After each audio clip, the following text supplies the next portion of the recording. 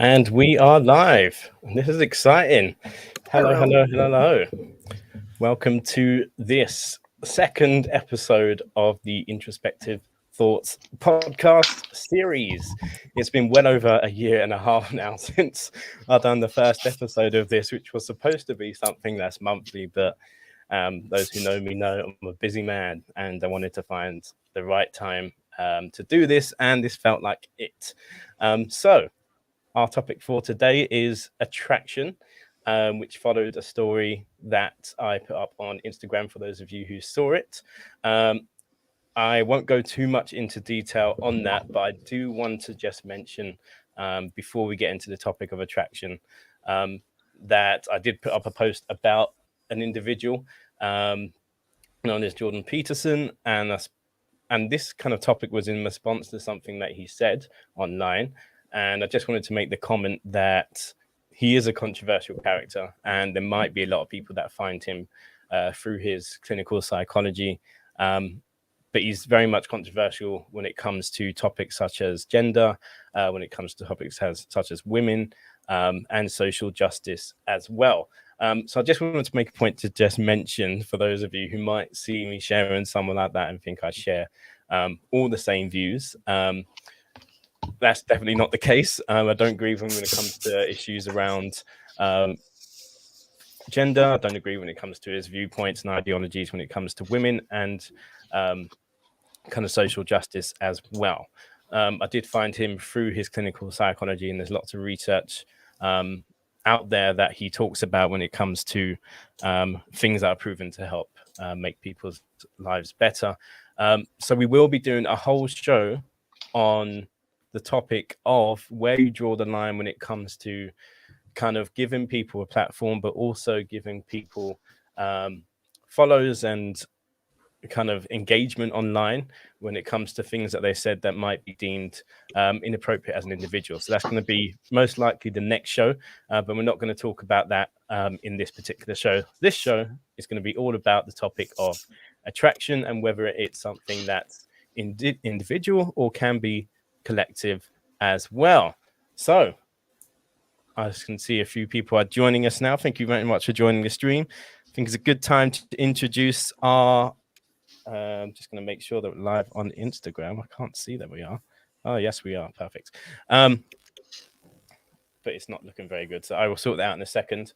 But while I'm sorting that out, my name's Andre. My pronouns are he and him. I work within marketing in higher education.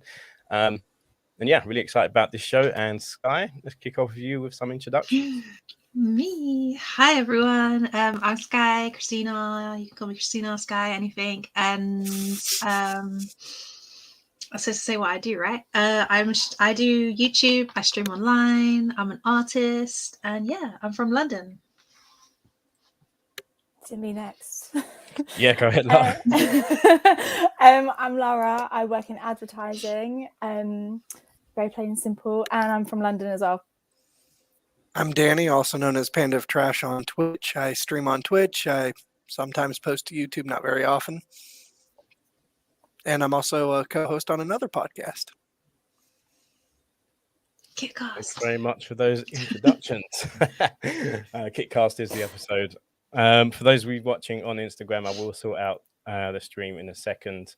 I know you can only see part of it, but that will be fixed. So I initially launched this podcast with this topic with a poll on Instagram, which I've got up on screen now, and it was all around me understanding that many people think you can have a collectively identify what beauty looks like, and in doing so, that becomes fact. And in fact, what is understood to be fact is often what is perceived by the vast majority's beliefs. So when it comes to beauty, I personally understand it to be something that's completely individual, but I wanted to see what the public's viewpoints on that were. So we had 32 people vote on Instagram, and there was a few more on Facebook as well. But 94% of those 32 believe that beauty is always individual, and we had a 6% believed that it can be collective as well. And I also put up a question around how many people have in adult age skipped out on opportunities to be with someone that they liked based on what they believed to know others hadn't thought about the individual. So maybe they thought they weren't attractive, or generally they might not have been seen as attracted by others in general. So we had, again, 28 people vote on Instagram. There's a few more on Facebook, but we had 57% of those who said they never cared about other people's views when it comes to relationships. And we had a 43% who said that they had skipped out on opportunities based on what they thought or perceived others thought about the individual they were interested in. So really interesting stats there. Before we jump into discussing those, first question for the panel, and it's probably the most important question of all. Can we all agree here that I am the most attractive person in this stream right now? Absolutely not. Of course. No, Absolutely not. no. All right, okay. Let me adjust that question very slightly. Can we all agree that to some people out there, I would be the most attractive person in the room? To someone on the planet, probably. Yeah. I'm going to guess it's a high percentage personally. So let's get quick opinions on whether you guys believe it is something that's completely individual, or if it is something that you believe can be collective as well. Starting with you, Danny.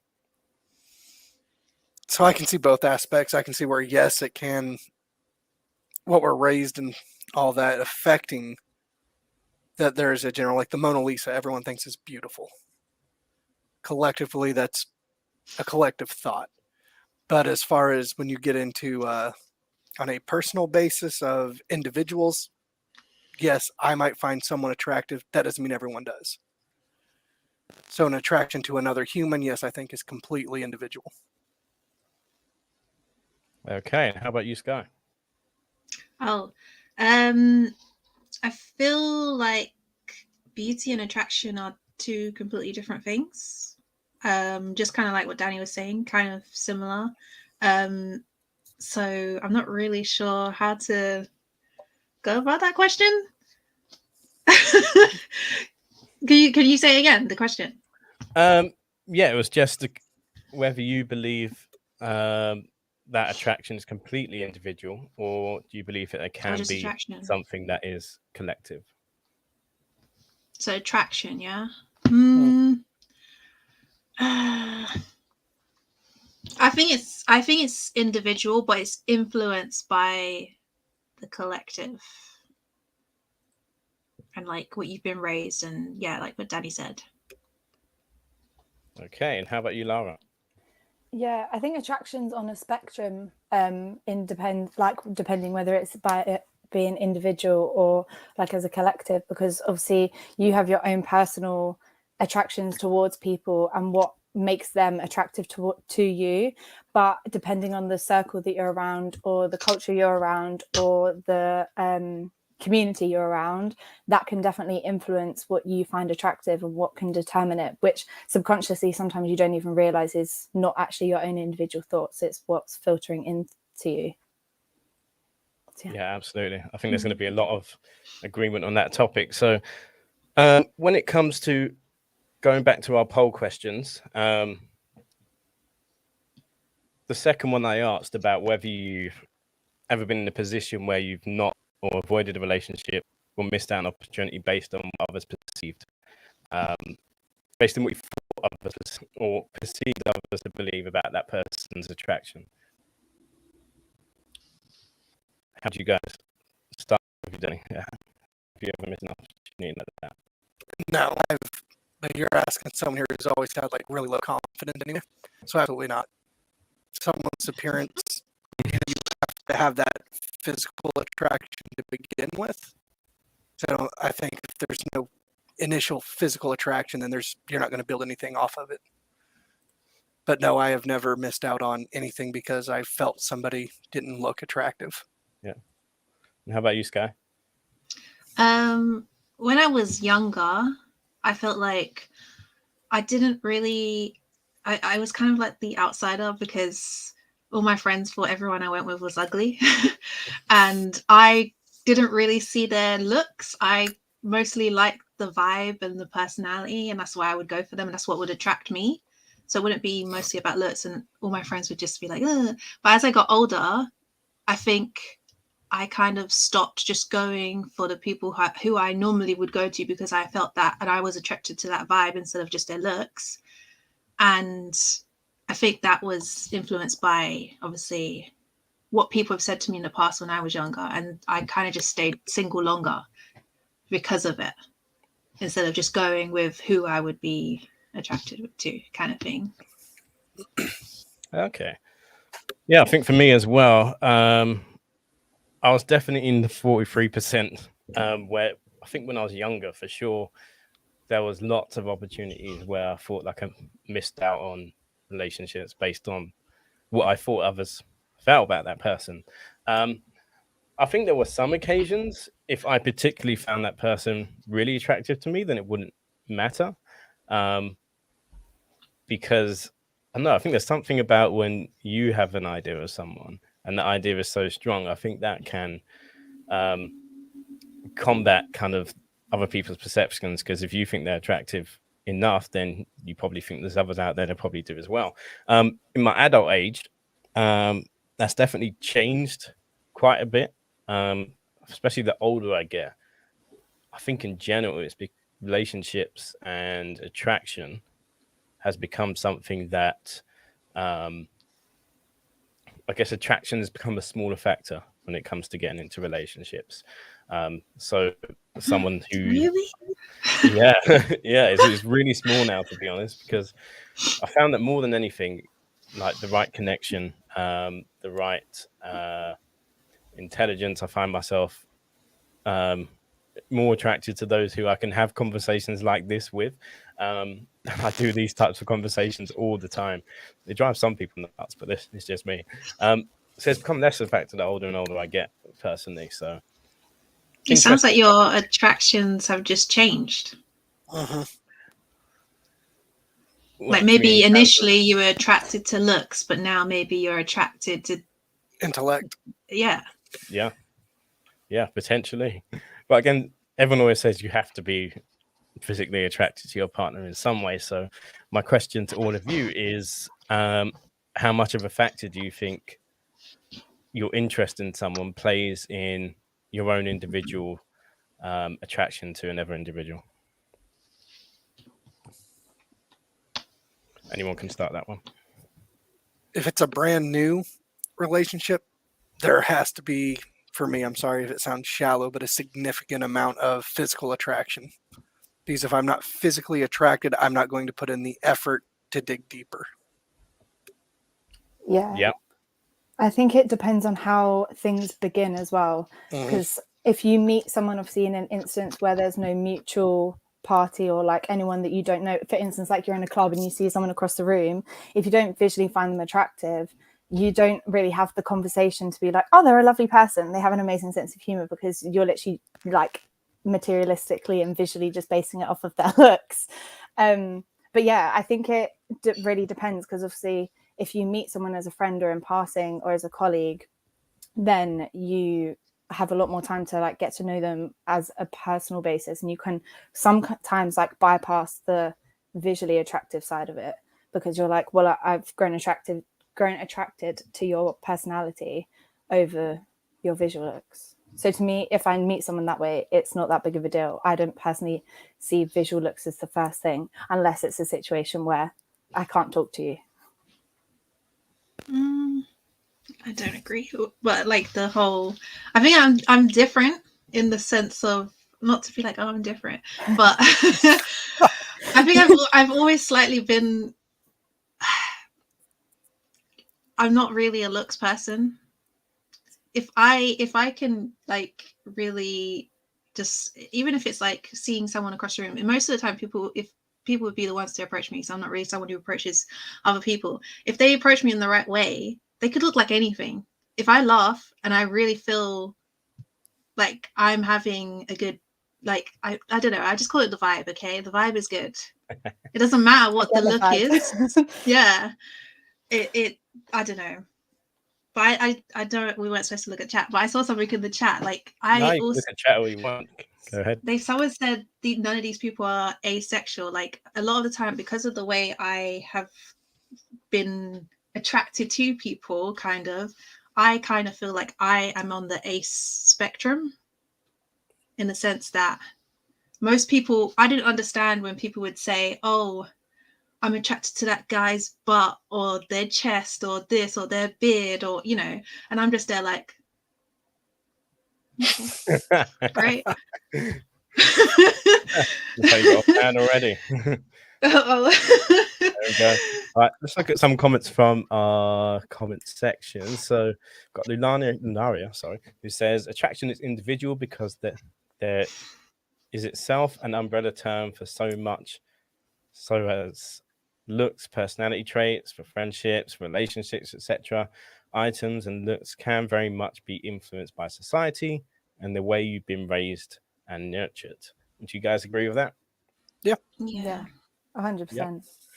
Because I think it depends on the people that you're around as well. Because if you're around specific people who only like, whether it's like religion, ethnicity, whatever, like community you're in, that always will affect what you desire more. Even if you grow up in like an inner city area in London, the people that you have like socialized yourself around is way more different than if you're in like the countryside in the middle of nowhere and it's just an entirely white school. Like your taste will always be different depending on where you've grown up as well.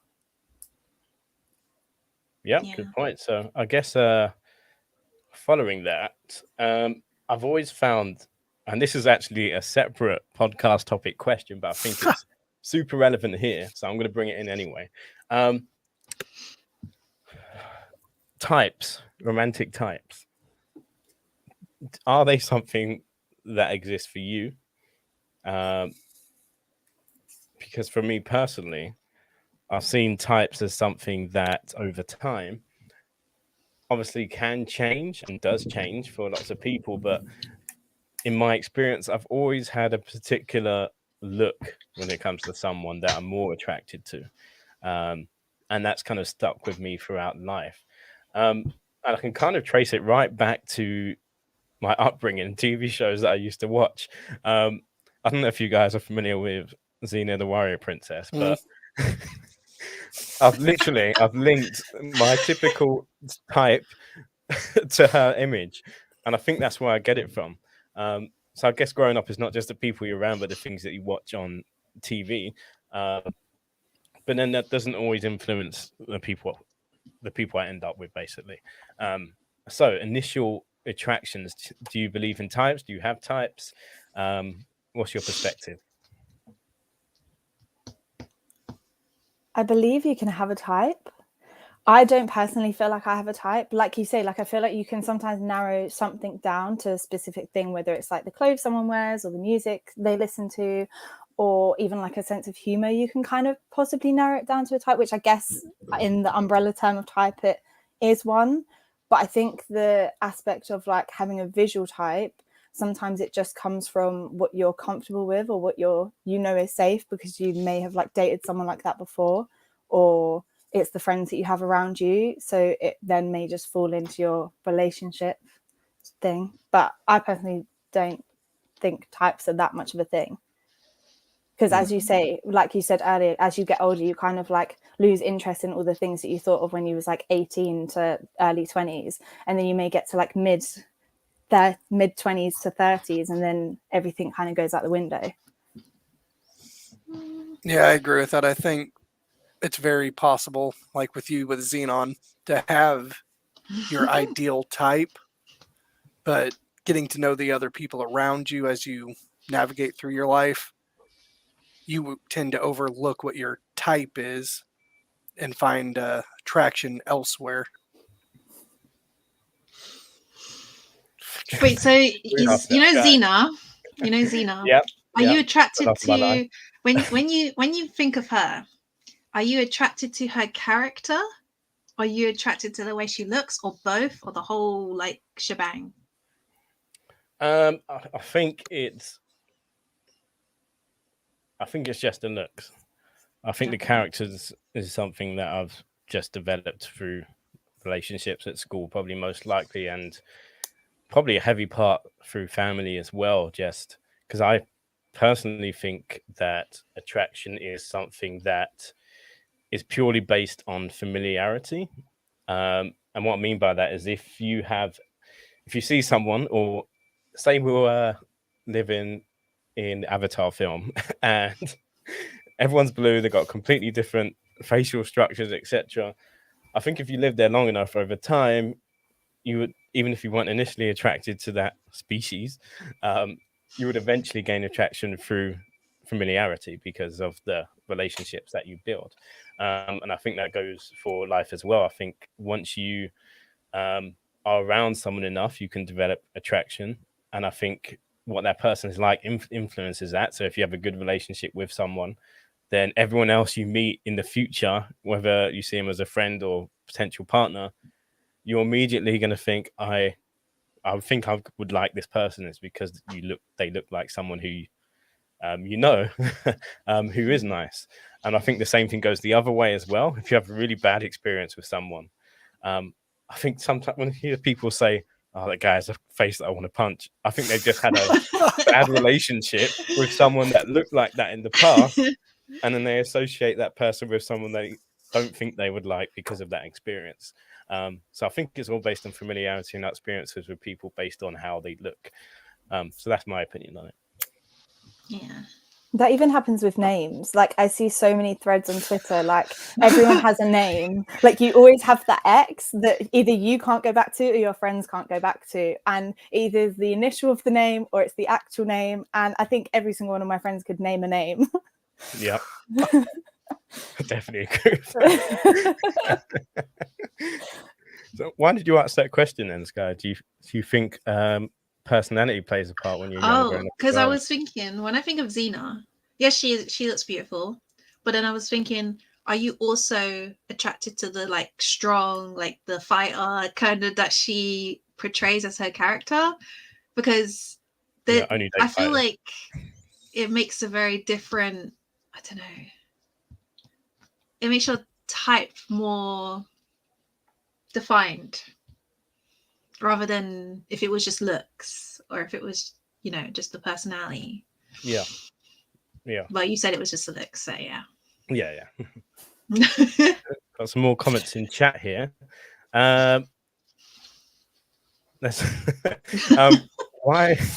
Question is, why do guys believe it's more likely for a male to be attracted to looks rather than women? Put that up on screen. Why do guys believe it's more likely for a male to be attracted to looks rather than a woman? So I guess there's a question for the males in the room. Danny, any thoughts on that? So, growing up as a male, it was very evident, especially in the area I'm at and all that. As the male, you kind of have more of a challenge to connect with a female, whereas a female kind of has an outstanding pick of the litter, if you will. And so a lot of it becomes a pipe dream. So you start to base things very much on, I find her physically attractive, because there's more chance, oh yes, I'll have, the pipe dream fantasy of if we got together, versus the reality of she's not going to pick me. Interesting thoughts. I would say my experience, again, I'd go to growing up. I think there's a heavier influence when it comes to, I guess, what's commonly known as the male ego and growing up, where in my experience, the men around me have been more inclined to speak about women in a certain way, sometimes not pleasant, especially when they talk about their looks. That's been my personal experience. And I think based on that as well, based on the fact that when growing up, most of the males around me were quite ego driven. always wanted to get one up on another. I think as a result of that, I didn't like that environment. So a lot of my friends ended up being women because they didn't, or in my experience, they didn't have as much of the competitive nature, or they weren't as ego fueled or doing things based on trying to build their own sense of significance. So I think for me, it's just based on the conversations, and sometimes a negative outlook is, or a kind of misogynistic outlook was more popular back then, being young. So I think that changes over time as people get older, but I definitely think the male ego has a big part to do with that. I thought that it would be more, I don't know why I thought it would be more to do with the fact that you guys got your teenage hormones going, and a lot of the time, I'm not going to say a lot of the time, but typically when males are younger, they just want to look at something good while they're doing their thing, and that's what they just go for their quick thing. And also as well with the ego thing, it's like to boost their ego, to be like, yeah, look at that good looking thing I got there, kind of thing. But I guess I don't know, maybe my thoughts are not, I don't have the male experience, so maybe I don't know. So definitely going through the whole younger life and puberty situation when doing your thing, it's not so much about something nice to look at as doing your thing. But there's definitely, from the ego aspect, the ego boost of eye candy beside you, if that makes sense. Yeah. Of knowing that these other guys are jealous of what's beside me. Yeah, so I think that goes back to kind of the first question we asked around whether people have missed out on opportunities based on how someone looks. There's probably a lot of people there who have got in relationships based on how they perceive others view an individual as well, regardless of whether they like them or not, just because of the significance they feel it brings, knowing that they're in a relationship with someone that other people perceive to be attractive. Yeah. I guess women do that too. Yeah. Yeah, I think that's a general thing. No, because I said it was just men before, so I just wanted to make sure. I was like, yeah, women probably do that too. So another question for you guys. So I guess when it comes to kind of the collective view of attractiveness, obviously there's different experiences with that collective view in different places.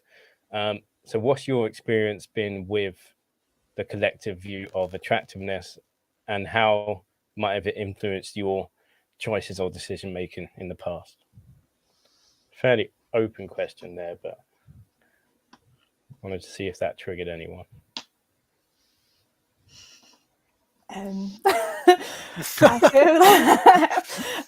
I feel like our generation is very much like collectively icks are such a big thing for our generation that that I feel like it influences a lot of our decisions.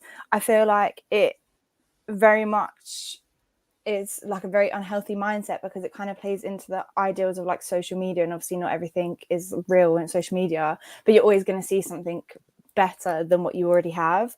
So I think you are constantly like being shown icks, whether it's on social media or in your friendship group, and it's things that you might not even consider. Like when I went out on the weekend, it was actually a phone case that a guy had, and that just makes him unattractive. And it's like just little things that you kind of pick up on that's around you, and then you're like, but now it's in my head and now I can't get out of it. And as much as you want it to be individual, sometimes it does fall into the collective ideal of like what's going to make someone attractive. If one of your friends turns around and says it, like a little thing. Yeah, absolutely. Has anyone else had experience with that? Not phone like cases. Phone cases. All right, Phone case is a deal breaker. Action comes Yeah. from phone cases. I'm scared to show my phone case now. Don't do it. So Just insecure save about yourself. my phone case. I mean, I don't know. I feel like I don't know if this is the same, but I don't know if it was. I was talking about with you guys, but no, I was talking about with someone else. Like when people point out just little, I don't know, little things you wouldn't even care about. Like no, never mind. It's things I care about. I was gonna say dirt under the nails. So we're talking pet peeves now. Yeah, never mind. I'm going off on a tangent if I carry on. I was gonna say I could be here all day for it. Yeah. Has any of that Yeah. been influenced by like past relationships you've been in? Like the phone cases thing, has that wound you up because you've had relationships that didn't go so well and you always hated their phone case, and now phone cases are a huge thing for you? I don't think it's been in relationships, but it's been in situations where, like, for instance, a man or woman might like move to you in a particular way that you're like, oh, I don't like that. And then you kind of like pick up on little things. Granted, they might not all have the same phone case, every single man that moves to you in a weird way. But sometimes I think even like those things you kind of like pick up on, like I could not tell you their face or their name because it may have been like a passing moment. But I think sometimes things like that just sit in the back of your head. And then when you're like actually looking to date someone, you're like, I no, I don't want that. But actual relationships, it hasn't affected. No. Okay, good question in the chat from Twitch. So what's your opinions on how influenced, attracted by society has affected young minds emotionally and even physically? So BBLs. Are they called BBLs? Yeah, the bums. BBLs has taken over our world. Honestly, I don't know what that means. I feel so old that It's I don't know. the surgery to get your fat transferred into your butt. It's one of the most dangerous surgeries. Can kill you. The Kim Kardashian one for the most famous face for it. For that dumpy. Yeah, it used to be boob jobs in the 90s, right? Mhm. Early 2000s. Then it turned into BBLs. I don't know about men. I guess, what do men do? Who's Kim? Sorry. I guess men now, I feel like a lot of them are doing like, I hear a lot of men doing, you know, like steroids and stuff like that to get, you know, their pump kind of thing. Yeah, that's been ongoing for a long time though. As far as like your athletes and stuff like that to get their ideal physique. Yeah, and then as well, like I see a lot of young teenagers. I think it happened when I was younger as well, but you'll see them online. Like they'll be so focused on their body size, and there's lots of like body dysmorphia, and I think a lot of it is to do with what is the trending attractive person kind of thing. And people just throw themselves into the worst situations, worst health. Yeah, there were tons of kids I can remember in school that would end up with eating disorders because they didn't look the way that the models and stuff like that were portrayed. So there they felt unattractive themselves. Yeah. Yeah, I think it's got a big influence. And then obviously, I think a lot of, especially young people, they feel like they're constantly depressed. There's constant talk of suicide, and probably shouldn't say that. Sorry, I meant you know what I meant. I said it anyway, but yeah. Yeah, we I feel like we can use that word. I mean, Okay. in speaking to people who have lost people to suicide, they often find it difficult when people don't want to use the word or don't want to say the word because it is something that is common. And by not addressing it or not using the word, we kind of hide it away. Yeah. And it should be something that we speak more openly about. So I don't think we have to shy away from using that word. I was thinking more for the stream. You get your channel taken off if you use certain words. That's fine. So before we continue, just for those who are watching, if you do want to join us live on this stream, whether that be just on audio, you don't have to show video, or you want to put on your video and you put on your camera and join the conversation just for a short period, feel free to do that by using the link below. I'll leave that up there for a few minutes and then bring it back up again later. But we did have some people contribute via comments before the show, and I just wanted to share some of those after people give me permission to. So I'm just going to do a quick screen share so we can see one of those comments. So this was from an anonymous individual, and this was in response to whether they see attraction as something that's individual or can be seen as something that's collective. And it says, see, I'd say the answer to this could be both. There are societal standards of beauty as well as individual preferences. However, because one person in a culture finds something beautiful, doesn't always mean that everyone that was raised in that culture believes the same thing. Individual differences end up diversifying the perception of beauty, thankfully, so it's never kept to a singular linear standard. Would you guys agree with that comment, that statement? Absolutely, especially growing up around in a bunch of small towns and stuff like that. Yeah, if we're talking about beauty, yeah, it's because I separate attraction and beauty.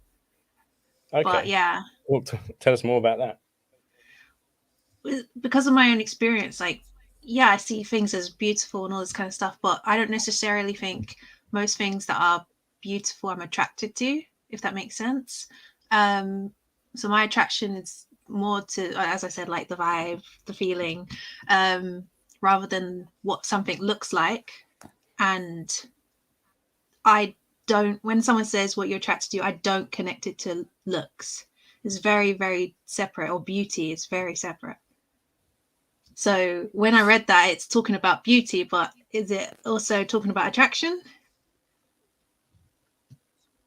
Yeah. That's why I'm like, Yep. I think there's really good points there. Yeah, I've definitely commonly known that some cultures will find certain attributes of individuals more attractive than others do.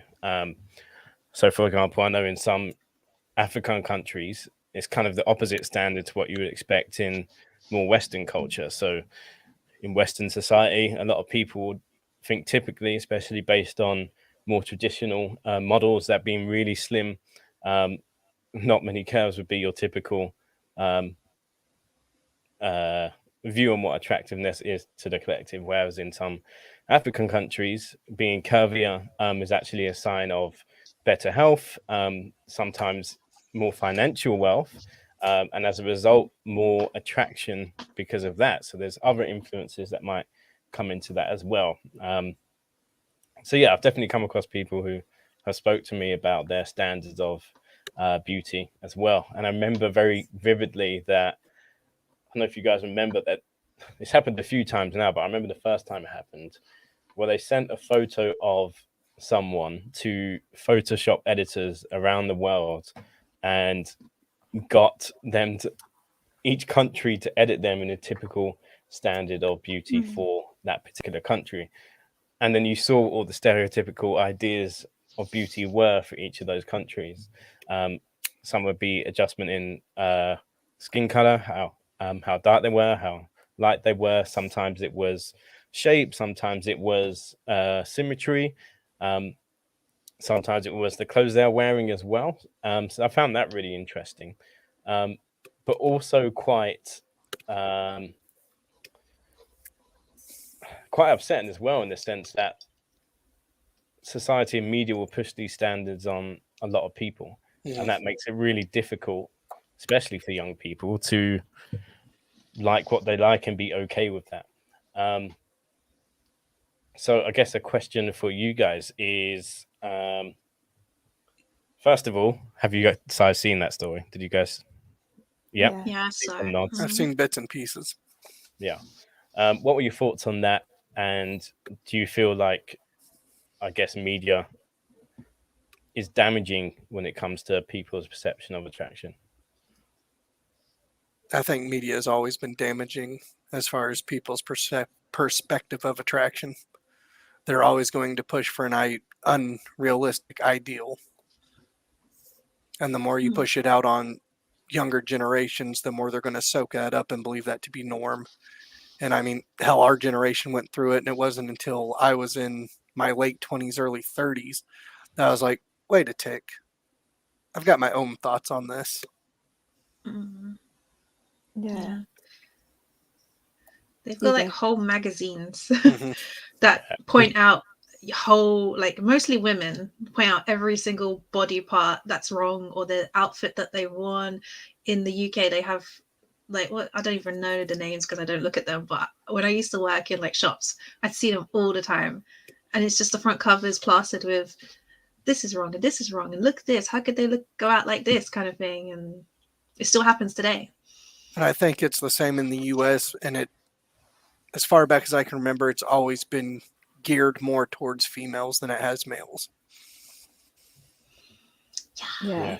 I think it's got more males. It's been more like the male side has been building up more now as well. Yeah, though. here in recent years. I think before it wasn't as much, but now I see a lot more for males as well. They I just think want you to buy stuff. Yeah. I think the problem with the male side of it as well is it's like it's so subconscious you almost don't realize it. Like we so like heavily, like, which is amazing as a society, like we recognize how damaging it is for like women and young women and how we like then perceive our bodies. But I think with men, like, even I don't know if any of you saw, I think it was either Hollister or Abercrombie, there was a whole documentary on like their whole plan in how to make it this amazing brand, and like the target for like young people to look like the model that was always on the bag that you'd always go into PE with your PE kit on. And literally the psychology behind all of that was insane, to realize that people actually sat there and thought, yeah, we're going to target all these young men who look like this, who are a particular way. But you don't realize it because you're just like, oh yeah, but all these Hollywood actors, they all have six packs and they all look like this. And there seems to be like a streamlined image of men that's what's attractive. Whereas women, it's like you kind of have different scales of attraction almost, where it's like you have like the six pack, or you have the slim build, or you have the muscular build. Like there's different things, but I feel like it's so like brushed under the carpet because it's so easy to like bypass. Yeah, absolutely. I've seen changes as well. I think it's very slowly changing. You're seeing a lot more modeling shows with people of different sizes now, which is great to see.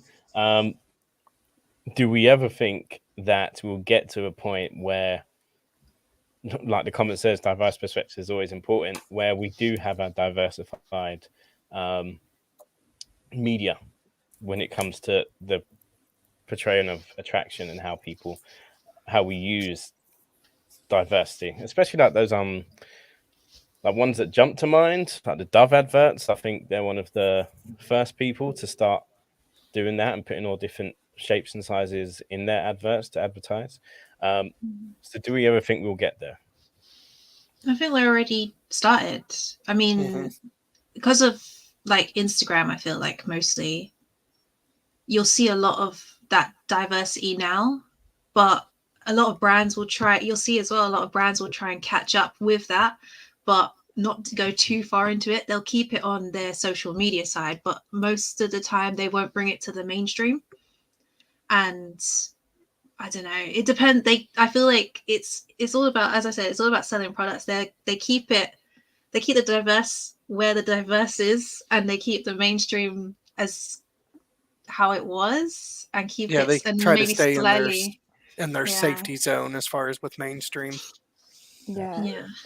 I feel like there's like a boundary of like tokenism that it can almost fall under. Like I think Rihanna said it when she was creating Savage and Fenty, and she was like, I'm gonna have a very diverse like team of people that I work with, but she was like, I'm not hiring someone just based on how they look just to fill a quota of people.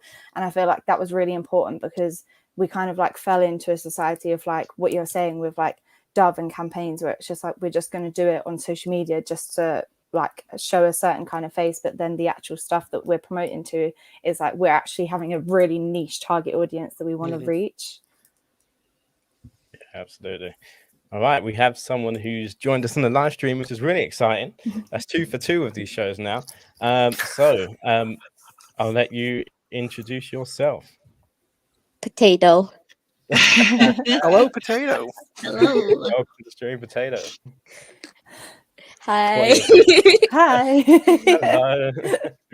Do you have some views to share with us on the idea of attraction? And has any of what we've been talking about resonated with you? Or are we missing something from the conversation? Well, obviously attraction over different time periods, especially the 21st century that we are sadly in now, has repeatedly changed, adapted, all because of society. And I kind of want to know you guys' own opinions onto why that started. So my opinion on why that started is because of your pushing of different trends that go on throughout. It's always evolving and changing. So they're always looking for that new ideal that fits it best. Like, why do you think that there had to be an ideal to begin with? Human nature. To sell stuff. Yeah. Yep. I'm just gonna keep pushing our point. really It's sell stuff. It is. I mean that's why they wanted to use it as a propaganda tactic to be like, oh, if you want to look like this, buy this to make money. Corporate greed runs everything, ruins everything. Yeah. I think there's So- something under. Go ahead, Luna. So you think that as soon as people started getting profit from it, that's when it really took effect in society? Yes. I think there's something underneath that. And I think it's the underlying reason why stuff like that works. And I think it comes down to what's referred to as rankism, where society will always be looking, an individual will always be looking for ways to put themselves above one another, to gain significance, whether that's through putting other people down or through trying to have something that someone else doesn't. I think as a society, and it's a shame, it might be to do with our school system. It might just be how our brains work. But especially when it comes to things for exams and the competitiveness of when you're in school growing up, everything always becomes a competition in some way. And I think the underlying thing there is rankism. I think when you put it in terms of attraction, you can use that idea of rankism. So if you want to look better than other people, if you want to stand out from the crowd, I think that's the underlying idea when it comes to marketing and understanding why people buy what they buy, because they want to stand out. It's not necessarily about them. We'd hope it's about them feeling good about themselves, but I think ultimately that's the source of that stems back way into the distance, into the past, based on the idea of rankism, which is a shame because rankism is the source of lots of issues in our society, like racism and all the other isms. I was going to go through a list there, but I always get stuck at some point. So yeah, I think it's a source of a lot of pain in our society, which is a real shame. Excuse me, Dream Ma'am. I was asking the others, not you. How dare you answer questions on your own podcast? Exactly. Right, Lawrence, go ahead. Oh wait, what was the question again? That long-winded, eh? Why is it like that? Why is there an ideal? That's the question, I believe. Oh, well, because obviously I'm focusing on sales. You got to think, when you're trying to sell something, you want something that is going to catch people's eyes. And a lot of times it would be what people see or the society sees as the most beautiful, whatever, you know. So I think, honestly, it's a survival thing as well, because if you don't have money or you don't have, you know, your assets and your food to survive, how are you going to survive? So you need to find that. I think people really worked hard to find the best ways to make the money and to make the profit so that they can survive, essentially. Yeah, I think it also like plays into like the whole, like how you're grown up into like a world of like, oh, you have like this nuclear family and everyone's supposed to get married and everyone's supposed to have kids. And if everyone's out here like adventuring either their sexuality or whatever in life, trying to like fit in, if you then don't have like the streamlined narrative of like, okay, this is like, obviously it's not one particular attractive person, but it's like if you have that niche of people, then people are always, you kind of like then fall in line of like, oh, everyone finds this person attractive, so let me date them, this is fine, this is kind of good enough.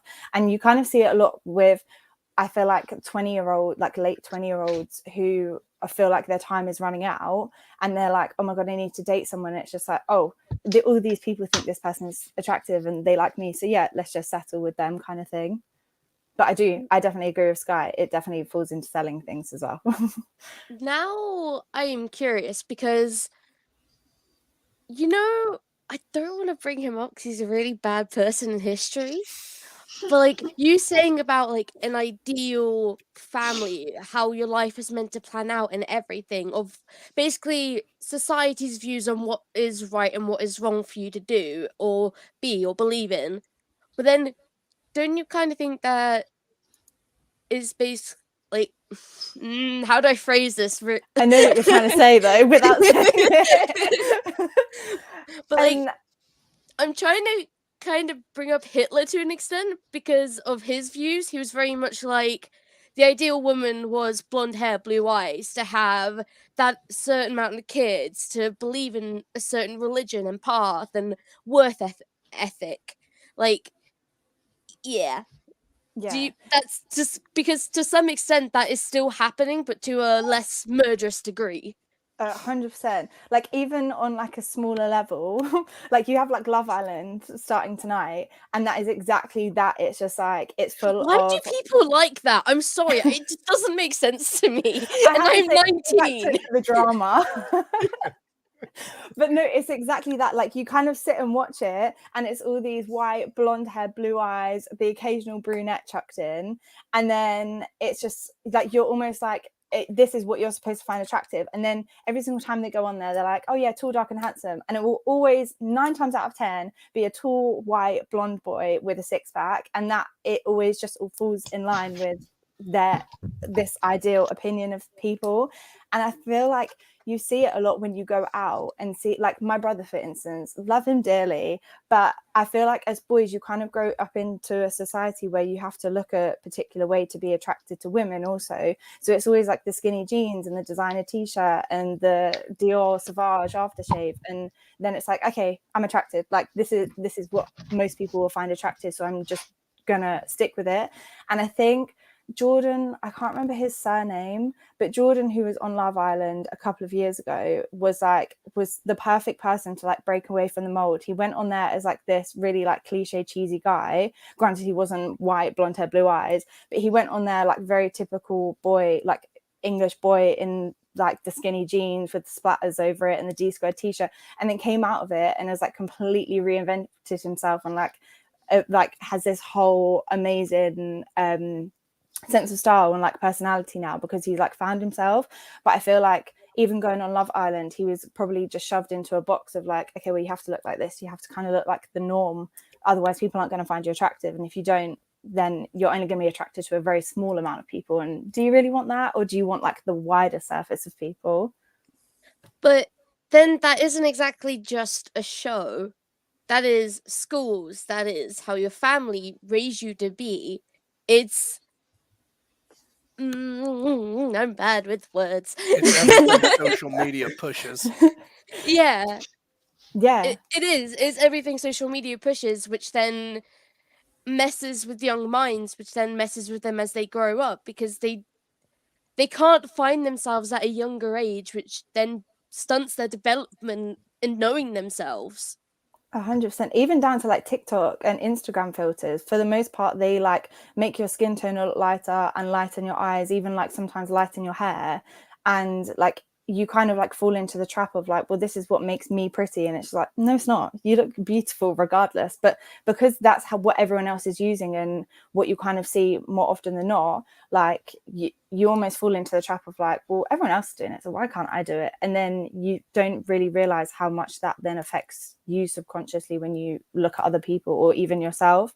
Like I feel like a lot of people will look in the mirror and then you want to go back to your phone because like, that's not what I look like when I took those photos 5 minutes ago.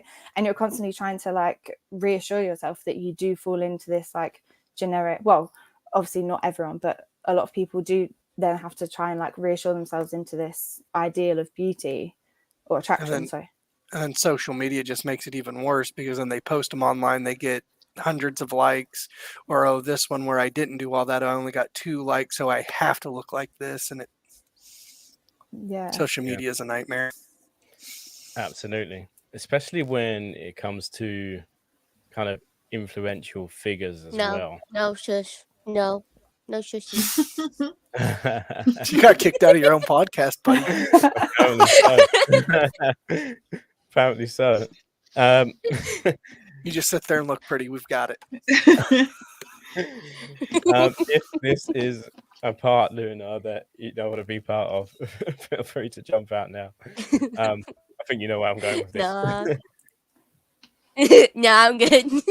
You're good? Because, actually, I don't want to end up like singling Lara out because she is blonde.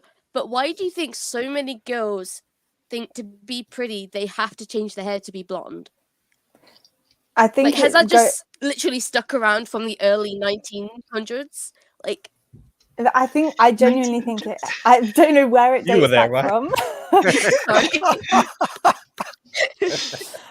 But it is like this, like almost like it is this like Aryan way of like seeing things. Like going back to that, I think it was Abercrombie. I can't remember if it's Abercrombie or Hollister, but like even going back to that was their whole target audience. That was literally what they said. It was like they fired people if they didn't fall within the line of that, and then they only wanted that kind of people wearing their clothes as well.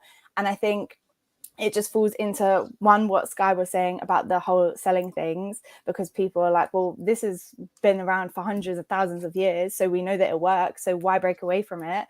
But then also I think it falls into the thing of just like you've just grown up in the society of even like it's just like the long dead straight hair, the hair extensions, like everything has to be like over exaggerated in a way of, I don't even know like how to put it into words, but I, as a white woman with blonde hair and blue eyes, I'm very aware of like how I sit in society as like this, like I'm very aware of it. And it's just, I think it's a very toxic thing. Like because when you go on social media, it's basically all you see. Even if someone has dark brown hair, for the most part, they have face tuned it or put like a low exposure or whatever the exposure thing is to make them look like it. But the actual deep-rooted reason, I don't think I could sit here and go into full detail on that. Well, hell, even in the U.S. back in late 70s, going through the 80s, 90s, and still the catchphrase was always "blondes have more fun." Yeah. You know, that just it's something that's just unfortunately stuck. Yeah. But this is why I try so hard to move away from all this stuff. No. I mean, I do all the opposite stuff of everything that most people say is attractive. Like the no shaving and the, trying to post pictures without makeup and all this kind of stuff. But yeah. I just think that the world and society as a whole would be a lot better if everybody would just if everybody just believed in themselves and others, and that everyone is beautiful for different reasons. Why does everyone have to be the same to be beautiful? Because they won't survive. It's just how cruel society is. I feel like we would survive and actually thrive if everybody just believed in themselves. Because if you think about it, yes, like shops and everything get more money by selling bleach for blonde hair or makeup, but if people believed in themselves and actually used makeup to enhance their already natural features in a subtle manner, or to express themselves, to put themselves out there, I feel like they would actually do so much better, because they would be selling a range of things, range with the prices the different prices between different items. Yeah, but And here's you the got issue no, that go I on. see with that. So you start out with its subtle alterations through makeup and da da da da, and then it's always going to be, well, now I need to improve this, and now this, and now this, and by the end of it, you're basically caking on a completely different face or a mask to But that's walk around because of in society. society. If Well, that wasn't that's the way of why. society, then it'd be so much different, which is why I believe we, as a pretty dumb race, would do so much better. No, but the thing is as well, you got to understand that, like, even if you go back in the day, you'll see that it's not just about surviving through making money and profit. It's surviving through maybe being the most beautiful prized daughter, going to a rich husband kind of thing, and then you're bringing your whole family up because you've married into a rich family kind of thing, and you might have been having severe illnesses, someone's dying and stuff like that because you're so poor and poverty, but you just marry off your daughter son, and because she's beautiful, she's the most beautiful out of every girl that's available, and you've been raised up, you've got health, you've got food, you've got everything you need all of a sudden. So there's always going to be like someone trying to one up because Right, and they within the want the best of the 1800s, best. I think it was still very prominent, especially in the U.S. territories and all that. That's what farmers did with their daughters. Yeah, They would raise them up to be prized possessions, and then the quarter would actually, I don't want to say it the way it is, but buy the daughter. That's how it would work. that's why the phrase of the prized cow, they'd use it Mhm. for women as well. Women in, I think, in even America until like the late 80s or 90s weren't even people in law. They just changed it like how many, that's like 20 years ago or like 30 years ago. But And the issue is, why did people think that's what they needed to survive, when if they actually just helped each other out, helped the sick, helped the elderly, actually raised children with education and not hinder them just because of their gender, or maybe possibly having mental difficulties? Power. Why did yeah, But why? Why are so many humans driven to have the want to have power? well, It's think part of about the it. human nature. Yeah, think about it as well. Like, if you were like the richest person in the world, you're Jeff Bezos or something, and you may not be good looking, or you may be good looking. Maybe you want a good looking woman. You have money, you have power, you can go and have it, and But then would you that be happy? woman, who knows, who knows, you might be, but you might not be. But So that's how it works. Like, you'll have people up here who want things because they now have the power to demand it. You have people down here who may have that thing, but they don't have anything else, so they're like, okay, I'll offer it so I can jump up here with you, kind of thing. And a lot of people down here are in the worst of the worst places, and they just go for it because their beauty, or they're the person that's up here is attracted to them. But why has life made so many people believe beauty, power, money? Why do we have to believe that's what will make us happy? It's like institutionalized, really. yeah, I don't think it's so much of Yeah. this is what will make them happy as this is the easiest course of survival. Yeah, because Yeah. I could feel like we could all sit here and we'd very happily be like, yeah, it'd be lovely if everyone could like each other and love each other like the exact same. But because it's so deeply rooted in people's jobs, or people like the area they've grown up in, or the friends that they're around, or the family they're around, I feel like it's such like a deeply like inbred, that's the wrong word, ingrained. That's the very wrong word. And I was like, no, a deeply ingrained thing in our society that it's like it will literally take centuries, like it already has been doing. Well, 2 centuries to like try and get over it. Not to, yeah, my brain's not working today, but yeah. Yeah, because To be people honest, I now like as this. well is like it's more easier for you to be able to, maybe not for everyone, but it's more easier for you to have access to things. Whereas back in the day when all this stuff was ingrained and taught to us, most people didn't have, things weren't accessible. So they had to find ways to work around it with the things they were born with, basically, which would be looks or talent. But if we That's a way to put it. I think if there was ever a time to change it, we've never had the opportunity like now, because if you think the internet, we didn't have that for that long. Like all these movements where we're giving power back to the people who have access to it, and not just what's spread down from the top downwards and from people who have money and power, like organizations and media. Like Cool Cat Viv here said as well, we do have access to social media now. If there was ever a time for that to change, it would be now. And I think we've seen that happening. So I think we're in a very different time from the past. And I think it's people like us having these conversations like this that can actually influence that. We might not see it happen to the level we want it to happen in our time, but we can definitely push forward a lot quicker than we've ever been able to. And I think that's something we can be hopeful about. do you believe that it would forever stick though? No. It's already cycling back around. Yeah. I say Exactly. history's already shown that. But you gotta look at the positive.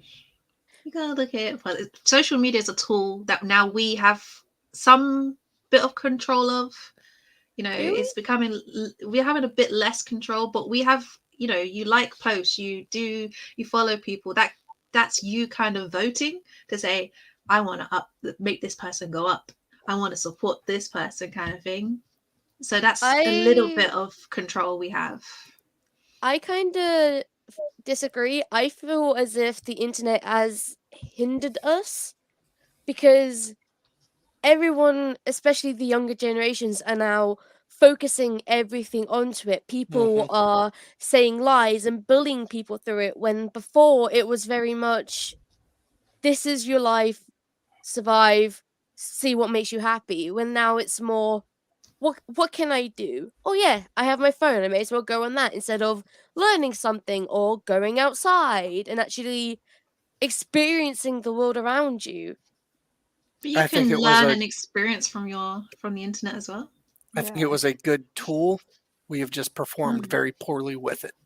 Yeah. Yeah, that And- I agree with. And I think sometimes as an individual, you kind of have to, like, I know I've done it, like you go through a whole like phase of just being, we're not, obsessed is the wrong choice of word, but I'm just going to use it because I can't think of another one. You kind of like become obsessed with like influencers or the people, even like just really pretty people that you see, and you kind of realize that you're literally just viewing them just because you find them attractive. And then you kind of then start emulating that in yourself and being like, well, if my nose was a bit smaller, if my lips were a bit bigger, my boobs were a bit bigger, you then kind of have to like almost take a step back. And it's a very painful and a very like hard thing you have to do with yourself, because you almost like want to keep looking at them as your like objection of beauty. But like, you sometimes do have to like take a step back and be like, I need to remove all of these people from my social media, or just come off social media for a week, cleanse, and come back to it with like a healthy headspace. But I know that's a pedestal that I can sit on and say that as someone who's done it. But I feel like sometimes as people, we have to almost do it just to ensure that we are okay with using it. Otherwise, then it does become a toxic place, and then it constantly becomes like a fuel of jealousy rather than a thing that you use to be like, oh my god, they're having this amazing holiday in Mykonos, yeah, I want to go there, rather than, oh no, I want to look like her in a bikini on the beach. You almost have to forcefully unplug from it just to keep your sanity. Yeah, and it's a very hard thing to do. Like, I'm not saying that's an easy thing that you just sit there and go, yeah, let me just unfollow these people, because it's like they're almost like your fake friends that you have on Instagram, and sometimes they're even your own friends who have like an amazing life that you just don't have yourself. Do you believe that's where schools have failed everyone then? Because school could have easily done a class to better help people with their mind development and their views, when instead we're taught things that aren't exactly helpful to life unless we're going to go into that as a profession. I think schools have failed at a lot of things in that, like even like down to sexuality. Like you go in as a girl and it's like, this is how to put on a condom. This is how you're going to get pregnant. There's no, oh, if you're a lesbian or if you're non-binary or if you're transitioning, this is what you're going to do. And this is like, it's all very linear and heterosexual. So even down to that side of it, it's just like you're just taught that way. So I think schools have failed at a lot of things, but I don't know if it's necessarily their place to sit and say this is like how you should view people, because I feel like that's kind of what you have within your school anyway, with like your peers and when you leave your school. And I also think it obviously very much depends on like where you've grown up, like what Danny was saying about like being in a small town. You're going to have a very different experience there from if you're like in an inner city area. So I think it would be lovely for schools to teach it, but I don't think it's a realistic thing for them to do when they're already so far behind on like health things and other things. Yeah. And then to add like visual aesthetics to it, I feel like it's almost not necessarily a school's place, because whilst it is learning, it's almost supposed to be like a social learning thing rather than an actual education. Well, it is educational, but not that. I don't think it's their job to teach that kind of Right. stuff. I feel like Yeah. that's your parents and your, I guess your people surrounding you, your friends and your social groups, but mostly your parents. And But how can they teach you that if they haven't been educated in it themselves? lots of parents aren't educated on a lot of things, but they should be getting educated on them before they have the kids or while they're having the kids, you know, picking up things as they go along, keeping up with how society is changing and, you know. And I think one of the hardest thing that is for especially parents, especially the older generations, is that it is still okay to learn new things. Oh, definitely. 100%. And a lot of them are just, no, this is the way it was, this is the way it should be. I think there's sorry. Oh, go ahead. I was going to say, I think there's a real shame in like a lot of like older generations in like accepting the fact that they can be educated. I feel like, granted, not all of us in our like, I don't know, Gen Z, millennial groups that we all fall into, I feel like granted, not all of us are like it, but I feel like we're a lot more accepting to be educated, whether it's by our peers or by a stranger on the internet or whatever. I feel like we're a lot more open to it. Whereas I feel like sometimes when you do have a conversation with your parents, you're like, oh, okay, we're not getting there. So let's just come back to this another day, because it's just, it's like you even see it on like Loose Women. I think it was like Stacey Solomon. I do not watch it, but it came up on Twitter and Stacey was talking about it with like the Queen and all of that. Granted, this is away from attraction, but it's like even all of those people were just like, no, you're wrong. And they wasn't like listening to anything. So sometimes I think it's just how you approach a situation, as well as like you just assimilate in yourself into situations as well. Do you guys think that that media has some sense of responsibility as well in what they put out? Absolutely. 100%. Because they can put out these ideals and say certain things. Should they be monitored based on what they're saying, and is it healthy what they're saying to promote a culture of acceptance? I think they're responsible, but at the same time, there's so many different platforms that I think we've had the internet long enough now. We know where we would like to get our information from, where we don't want to get our information from. I think older generations probably just got it from, you know, the TV or the newspapers. So they didn't really have much choice. You know, I think we have to take more responsibility for ourselves, because if we keep watching that stuff, they're going to keep showing it to us because it makes them money. If we stop watching that stuff, they're going to get cancelled.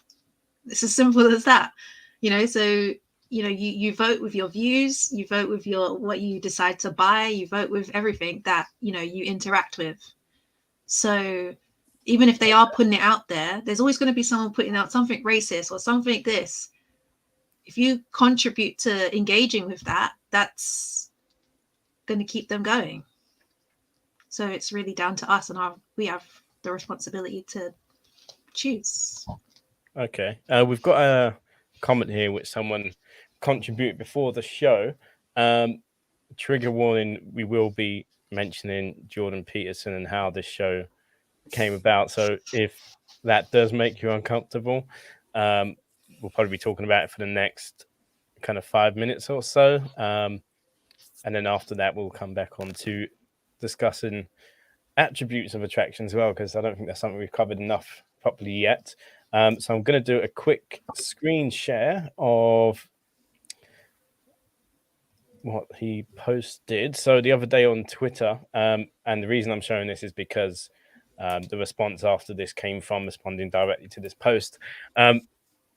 So Jordan Peterson posted about this on Twitter, and he's quite an influential character, quite a controversial character as well. And it was based on a model on a magazine, and he said, "Sorry, not beautiful, and no amount of authoritarian tolerance is going to change that."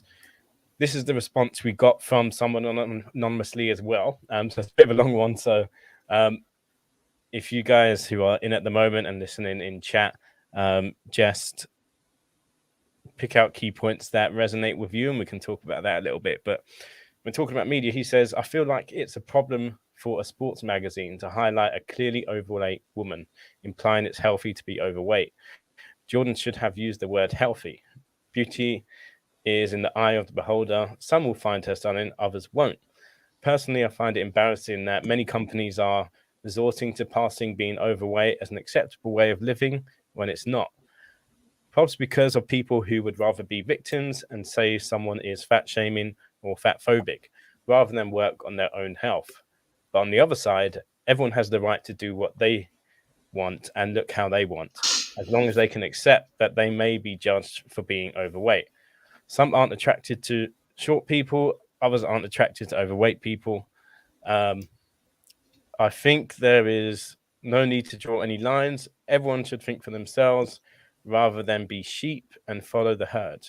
Jordan is incredibly smart and I admire him a lot. Generally agree with a lot of what he says, however, not everything. I get what he's trying to say, but I don't agree with how he has said and expressed these views. You never 100% agree with everything one person says. You should always listen to what everyone says and learn a lot from being open-minded. There's a lot there." So that was a copy and paste. Initial thoughts on that? I disagree with the first part when they said they Yep. should use healthy. Or maybe that was the second part, because sports doesn't really mean healthy. You can play sports at any size, any shape, any way you feel. You could even, you can play any sports. Doesn't matter what you look like. And it's a Sports Illustrated, right? The magazine. I think just at a sports magazine. Yeah. Swimsuit. It was just a swimsuit magazine. Yeah, I think So I it's saw, like, I think I wait, saw so it and it's it was not called even a Sports sports Illustrated. magazine. I'm pretty sure I saw it and it said Sports Illustrated. Maybe. I think that's what it said. And in the normally background. they put like, really skinny abs and everything on Yeah, there. it did say Sports Illustrated. Yeah, so that's, I haven't got to the Jordan Peterson part, but I don't agree with saying the healthy thing, because you can be severely unhealthy and still play sports. You can also look. Mm-hmm. You can also have a bigger body type, but be extremely healthy. Yeah. Yeah, I think as well, people forget that to get to a healthy weight, not saying that she's unhealthy in the slightest, because that is her build. Like, you can visibly see that's literally her bone structure. Like, if she lost any more weight, that is literally still her. But I think a lot of people forget that if you are an overweight person, you still have to lose the weight to, if you was to be healthy. And I feel like some people forget that there's not, like, if you want to be not admired, but if you want to be like motivated to go to the gym and look like a certain body type, sometimes you just want to see yourself. I don't want to see like my after, so to speak. I want to see like me now and see other people also doing that. So if I see my body type in a swimming costume on a sports magazine or selling like protein shakes or whatever, I'm way more inclined to buy it, because I'm going to be like, oh, they actually look like me. I actually know this is going to work on me. It's not somebody who's already athletic and already that build. And I think a lot of people just run to but that's not healthy, but that's not this. And like you say, like, you can still be extremely slim and still be an unhealthy person. It just might not be in particular like lifestyle choices. So I think it's I think I want to say poor choice of words, but I also think it's down to people's opinions as well, because obviously like not down to people's opinions. I think everyone is entitled to have their own subjective opinion about people, but to like narrow it down to one particular person and just say that they're unhealthy, I think is problematic. Yeah.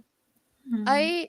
I also feel like obviously people are free to have their own opinions on what they do and don't find attractive, what they do and don't find beautiful. But to post on social media, like, is it really necessary? No, at that point, I think it's more just a vicious attack than anything. Is It's it like something going Shaming. to get It's like going attention? anywhere. Like, you could go on this podcast right now and say, "Oh, I don't find any of these people attractive," because we're talking about attraction kind of thing. Or you could go to a YouTube channel where they're talking about some certain topic about beauty, and then you're just putting in the comments, "Oh, I don't find you beautiful," kind of thing. It's just, Yeah. why are you bringing yourself for? Why are you here? Because And- we live in a society of shock value instead of the golden rule: if you can't say something nice, keep your damn mouth shut. Yeah, I think there's this real thing as well of like a woman who's in like revealing clothes or a swimming costume, and it's like she's trying to be attractive or like she's trying to appear in an attractive manner, and it's just like, no, she's just in a swim costume. Like she's just posing for a magazine that's selling whatever activity it's. I don't read Sports Illustrated, so I couldn't say what's in it, but assuming that it's about sports, it's just clearly about this woman. And I think the fact that even just the fact that somebody's looked at it and based her worth on her attraction over whatever content she's given in the magazine is very problematic in itself. Mhm. I guess with the cover though, a lot of the time the norm of that cover is someone who is super attractive kind of thing. And I think as well, like with that woman, you know, there's many people who find her super attractive. So it's just showing different types of people that are people attracted to. So Yeah. I don't see, it's just not what he's used to in his norm of seeing. He obviously follows the norm of that magazine and thinks, oh my god, this one's attractive, this one's attractive. Not to call them ones, but you know what I mean. Yeah. I mean, Compromise. Have different sized models on the cover and same swimsuit. Then no one can get mad. Someone will still get mad. Yeah, someone would. yeah, so much to cover, isn't there? To cover all identities, that'll be a tricky one. Got Mike Assassin, who's made a good point. Tyson Fury is a good example of someone who is typically seen as fat and also is fit. Mhm. It's Which is a good Apollo. point as well. There can be loads of muscles under there. Exactly. You just don't want to trim down, maybe. I don't know. But to show them all. No, I mean, and that's a common misconception of like a lot of farm boys, if you will. They're all usually very barrel chested and built, so they look like they are overweight or heavy, but a lot of them are 90% muscle. Yeah, they're working all day, every day, early mornings. But it's also like weight and muscle looks completely different on other people. Mm-hmm. Right, a lot of it has to do with how well it tones, how well your frame carries it, everything like that. Yeah, your height especially. Yeah, there's like, for once there's like a TikTok trend which I feel like is somewhat healthy going around, and it's like it can obviously be perceived as problematic, but there's it's essentially like women showcasing that they put a picture of their They're a body. show horse. My wording is so poor today, but it's like women showing their body, and then it's them saying their height and their weight, and it's just showing how completely different like somebody's weight can look on their height. And I feel like that was something that I always grew up like struggling with, because I think I was like the tallest in my class in primary school, and I was probably also the biggest. But my mum was literally always said to me, she was like, your build is completely different to the like a lot smaller girls in your school. And she was like, so you can never like physically compare yourself, because you're never going to grow into what they look like, because you're a completely different build, whether it's muscle, fat, whatever it is. And see, that was something that I personally had to learn the hard way back whenever I played football, because I'm very short. I'm like 5'8" compared to all these other kids that are 6 foot plus, but I still weighed almost the exact same as them. And it was really hard for them to understand why it was so hard to knock me down, because I had a lower center of gravity and I was the exact same mass as you. All right, we've got another comment here which came from a response to that post. quick screen share. This one. You're a screen share. Thank you. So we got also there's a link. So is there a link between beauty and attraction? I think this is what you were talking about a little bit, Sky. Because I may be attracted to someone because I perceive them as beautiful, but then someone else may not see what I see and not be attracted to them, but still see that they are beautiful. So I believe it can be individual and collective. We also have to ask what influence us in our perception of beauty. Social media and pressure from society, just so many facets to this topic. Hoping to confuse my points. Cheers, mate. That's the most like British ending to that statement. Yeah. I'm just copy and pasting here. So. Any thoughts on that? Yeah, I already said I think they're different. I think the initial attraction can lead me to further see things in someone that I find beautiful. Like the way they interact with other people, how they treat others, stuff like that. But without that initial attraction, I don't know if I'd make it that far into it. But what exactly, like for you personally, what makes someone attractive? For me, on just a physical scale, is face. So it's not even the body shape, which is what a lot of people focus on. Because a body over time is going to change, but a face is going to hold its shape much longer. I think you gotta like the difference between the types of attraction. So you can have, like you could just have, I guess, beauty attraction, like how you think something looks like nice. You can have attraction like, oh, that turns me on. You can have attraction like you just can't explain it, but something's just pulling you to that person. I think it just depends. Chemistry. Yeah, I think it just depends on what you decide to pull you in, what type of attraction to pull you in. Because you can see someone who's super beautiful, but that wasn't what pulled you to them. Could confidence be a part in that? Question. I believe so. Yeah. I believe so very much. I think confidence has heavily affected attraction. I think as well, there's some people who lack of confidence as well. Some people are very attracted to the opposite, so low confidence people, because of the way it makes them feel personally, because it's like the power thing kind of thing. Yeah. There's some people like that. Right, and that's just like me and my wife. I'm very introverted, and one of the big attractions I had to her was she is very extroverted. Well, they say every extrovert has an introvert. In their lives or introvert side? Being in their life. No? You're a lion. Yeah. Rawr.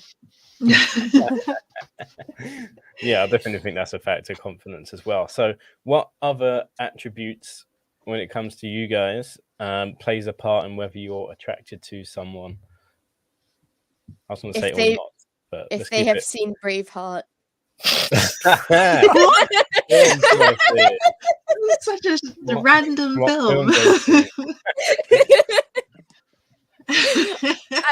It's just something I always ask a new person. So it's like, if they haven't watched it, I'm gonna make them watch it.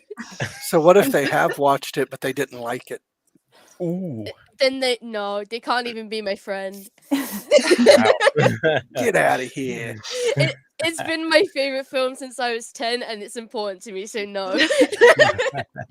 It sounds like you want someone who shares the same feelings as you. Not exactly. I basically want someone who I can have in-depth conversations with. And yes, obviously share some interests, but I would also like to even experience their interests with them and see them be happy, because it's what makes them them, as well as have the same respect for myself, if that makes sense. Yeah, that makes sense. Yeah. Also, What about the rest of you? fictional men. Fictional men. Fictional men. Let's go. Talking about avatars earlier. Avatars in that category. What about the rest of you? What attributes contribute to your perceived sense of attraction to someone? I think confidence is probably a massive one for me. Like, I used to be incredibly shy, like to a point of like I would have never done this, and I never would have looked at someone in the eye, and I would have probably like just sat there like this, like the whole time. And I then went to uni, and I like became this like, I'm gonna say, amazingly confident person. And I was like really proud of myself, because even like my granddad, I'll never ever forget him saying to me, he was like, "You were really boring before." He was just like, "You have a whole personality now." And I was like, yeah. And I worked so hard to get it. And I was like, no, do you know what? Like, being shy is a whole nother thing. Being an introvert is absolutely fine. But to like, I feel like when you are so like self-assured about yourself, and it's a very selfish thing, and I'm very aware of it, but it's just like to like sit and constantly like have to lift someone up in my relationship. It's very different with friends and things, because you're not in such like an intimate environment with them. But when you're like in a very intimate relationship with someone, if you're dating them, married to them, whatever, I feel like you have to be very like confident in yourself and self-assured, even if you're just a quiet, shy person. But as long as you know that you're amazing and that your personality is amazing, your sense, like, as long as you can be self-assured, then yeah, that's like my main thing. But that's just a very selfish thing from my point of view, because that's just me. No, I kind of agree to some extent. I feel like if you're going to be in a relationship, you need to, like, especially a long-term relationship, you need to know yourself quite well, and like obviously be able to rely on them if you do have your setbacks and everything. But yeah, especially being self-assured. Self-assured. Words are hard. Really, they are. Verbal dyslexia for the win. What about the rest of you? I can see Peggles is shared here. They have to be on my level intellectually. If we can't talk, it doesn't matter how hot they are. I It agree with kills that. Mm. If I can't carry a conversation with you, I don't care how physically attractive you appear to me. It can't go anywhere. Well, I think everybody wants someone they can talk to about most things. Yeah, Yeah. absolutely. I think that I was saying at the beginning of this show, like that's such a big thing for me. Not necessarily, I wouldn't call it like wouldn't need to be on the same level as me intellectually. At the same time, I find it difficult to put it in levels, because everyone kind of has different knowledge in different places, and it's so Show interest in specific it to some to degree. what your interests are. For me, it's a lot about having that sense of curiosity to learn things and expand your mind, that kind of growth mindset, to be able to say, okay, if I don't know about something and you're trying to speak to me about it, I'm going to take an interest and ask those questions, because I don't need to know the things or have an opinion on what I'm interested in. They just need to be able to have a good conversation about it and show some kind of curiosity, and at the same time be able to do the same thing themselves, have things that they're passionate about, interested in speaking about, Yeah. have an opinion on not even necessarily what's going on around the world. They don't even have to watch the news, for example, but just have an interest in something that they can speak about, because I don't want to be the person bringing all the conversation to a relationship, and that's really important for me. So not necessarily intellect, but kind of curiosity and a growth mindset is important to me. Yeah. What about you, Sky and Danny? I don't think you guys have said yet. Danny, you have? Oh, this saw you, Sky. Okay. Oh, yeah, no, I agree with the whole being able to talk. I like adventurers. I like people who can, they, like you said, like they're curious about certain things. Maybe they can tell me about things, I can tell them about things, and they actually, want to listen.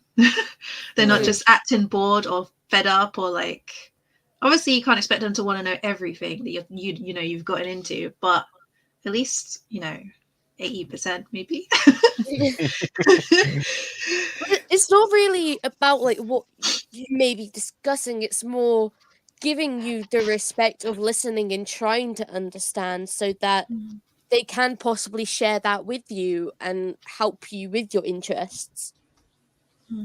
I don't know about helping with, for me personally, I don't think I care about them helping with my interests. I like to know that they're just interested. Like, it's fun for them to be like, oh yeah, oh, what? And they asking me questions. They're trying to get me, because they're enjoying engaged. the conversation. Yeah. Yeah.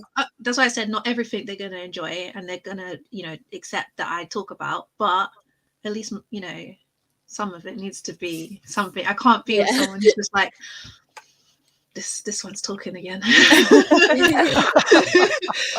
Oh my God. Yeah. Or they just shut you down all the time. No. But like older generations, you'll see that a lot in relationships. They got together and now they just stay together, but they can't. One's either shutting them down, one doesn't care about the other. It's just like, yeah, sad. And see, for me, this is where I fall more into the older category, I guess, because I love to be able to talk and discuss topics, but they still have to understand that there are aspects of me being introverted. That's me. Leave me alone. Let me deal with it. Yeah. We'll come back. Yeah, no, that makes sense. I'm the same as well. Gotta have me time. Socializing is bad. Sometimes. Yeah, I'm very much an introvert as well myself, which a lot of people are surprised by, and I think that's because a lot of people just misunderstand what introversion and extroversion actually is. I won't get into that because I will tilt some heads. I think introverts are just supposed to live online. That's where we thrive. Yeah, I was going to say, I always say the reason to why people think that Andre is an extrovert is because of his online persona. You're very bubbly online. No, in real life as well. I was going to say. That I would not know. I think introversion and extroversion, we'll get into it a little bit.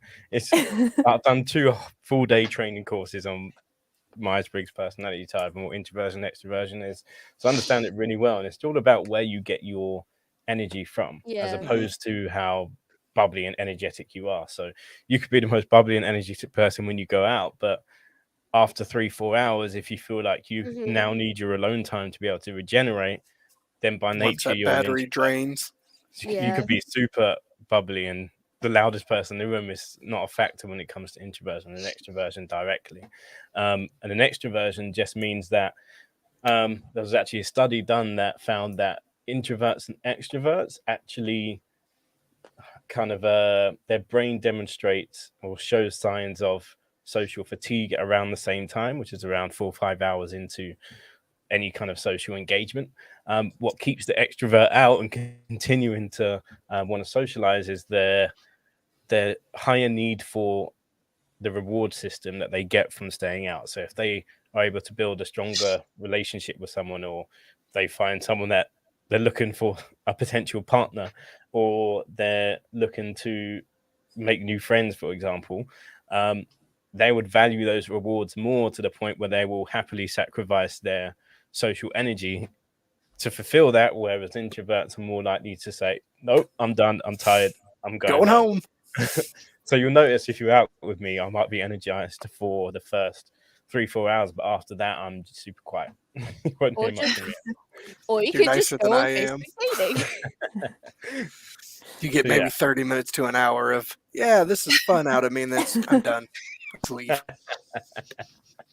Oh gosh, I'm just seeing if we've got any more comments here. I think all the other comments are quite small, so I'll save those and share those in the story. No one's commenting potato. One has commented potato. All right, so based on this whole conversation that we've had, and we could probably wrap up here. Oh, but Yuki's just about to start watching. You watch the replay, unless they have Did I hear potato? Yeah, on Twitch. So final thoughts. Has anyone's perception changed, or has anyone grown a new idea of what attraction might be based on this conversation, or are you very much the same as when you first started? Very much the same as when I first started. I do agree with Sky a lot on the fact that I think they're separate. Yeah, Yeah, I was and gonna that say the same thing as society well. is still screwed. Beauty and That was my thought coming into this about society. So just for those viewers who just joined us, to talk about the difference between beauty and attractiveness, and those being different things. You mean Yuki, the one that you're now leaving because you're trying to wrap it up? And just I guess so. Team Pickles. Anyone else? Final words or comments? I feel like I've drifted more to the collective side, just on the basis of like, I feel like I'm one of those really annoying people that's kind of like sat on the fence, because now I'm starting to think that maybe your mind is determined more collectively than on your own, as much as you think it is just your own thoughts. I'm just, I think I'm now sat on the fence, whereas before I felt like I was firmly on the individual side. I think I was both, but I think as well I'm moving more to the collective, because we have so many things influencing us. How do you know what's what you want and what's what everyone else wants? mm-hmm. You never know. It's like you want it to be individual, but it's actually collective. Yeah. Got, All right, it all comes out of your own experiences and upbringings. I feel like you'd only really know if you grew up with nobody and then you just met some people. Hi. So Connor said there is no such thing as a pure extrovert or pure introvert. Such a man would be in a lunatic asylum. Those are only terms to designate a certain someone. What does that say? Penchant. I haven't seen that word before in my life. A certain tendency. Get this boy a dictionary. Yeah, I think. Yeah, I mean, just like this conversation, really. Those are words, and even all the Myers-Briggs personality types. It was just made by a couple who, over time, done lots of research and observed thousands of people, basically, to kind of categorize people's tendencies. And I think that's what we naturally, some people naturally try and do, just so we can understand society better. And there's benefits and kind of pros and cons to that, in the sense where the pros are we learn better how to work together and be more accepting of each other. And some of the cons can be that we put people in certain boxes. Like, you might think someone's an extrovert and can last on a night out, and then they're actually an introvert just because they're bubbly and they get exhausted, and you think something's wrong with them because they're not energized throughout the whole night. So there's definitely pros and cons of trying to categorize people's personality types. I think it's just about being aware that we are so diverse, and we can never truly understand someone holistically because we are always changing at the same time. And I think that would be my key takeaway from this conversation as well, is that we are changing so much all the time, and to think that that isn't influenced a lot by our environment. I think, much like many of you, I think at our core, it is something that could be individual, but we have way too many influences to say that no one's influenced and everyone has this pure opinion of what they find attractive. There's too much influence. Any other final comments? We didn't talk about people's attraction to cars. Oh no. We didn't talk about attraction to people. Inanimate objects. And characters. Yeah. We should have spun off it with that one. Because I was thinking, I was like, we're only talking about attraction to people and beauty, but like, people are attracted to all sorts of things. Right, in all sorts of ways. About an attraction to a car. So tell us about this car that you have. I was just thinking about that guy who was on that show, and he's like kissing his red car, and he's Yeah. all over. Oh, I it. saw that. But Really yeah. interesting. I don't know. That's as well why I kind of separate the whole attraction and beauty as well, because Mm. I think Right. I can find attraction a is sunset beautiful, but that doesn't mean I'm Yeah. attracted to it. Yeah. Like, what is Even- attraction? Do we even define what attraction is? No, we can get that up, but just a question while we're on that topic, and I'll find the definition of attraction while we're doing that. But there are Almost people as 2 well hours who have stream said and no they're definition said. attracted to it's been AIs or characters that have been created. I think it was a story from Japan, I believe, where you can basically have virtual girlfriends, and they are just these AI robots that learn about you and able to respond to your questions and everything you ask, and they get in relationships. That's So yeah, really sad. I'm not gonna lie. I know. I'm I don't just- think it's sad. I'm just glad you Yeah. stopped Could it there be instead of some- going into the realistic adult toys. Oh no. could it? We won't get into that. But could that be? I mean, we laugh about it. But could it be something that's useful for those in isolation to have that kind of 100%. connection it's with useful for something, even if anybody. it's Yeah. I think it's useful in the sense they may feel a bit of support, but then I feel like it's also hindering them when it comes to real life situations. I don't think so. No, neither. Because if you think about it, like, it's Yeah, kind of but like the same. talking to an AI on like your phone or your computer is going to be very different to talking to someone in person, Mhm. Yeah. Yeah, but- and social cues and everything. But I think we're all thinking very, like, I mean, I'm speaking for myself, so call me out if I'm wrong. But I think we're all speaking quite neurotypically. Like, not everyone has the ability to sit and form like those romantic relationships with real people. And I feel like there So, are a lot of people. asexual autistic person. No, yeah, but that's what I mean. It doesn't But have there's to be asexual or Yeah. autistic. I know, it's because you said atypically. I'm like, hold on. no, I meant as in like neurotypically, obviously, like a lot of people have like different abilities in their life, and a lot that stops a lot of people from forming relationships. And you have all these like toxic shows where it shows it's like the undateables, and it's like they're not undateable. It's just people have different ways of thinking and different ways of like finding attraction to people. So I think AIs, if anything, like what you're saying, it's not forming relationships with real people. Some people probably can't. Like some people may have like I don't know the right word for it, but some people may have like hindrances which don't allow them to form those real connections with people. So I think AIs still allow them to have that. Oh yeah, Well, for those people, I agree. It is very helpful and useful.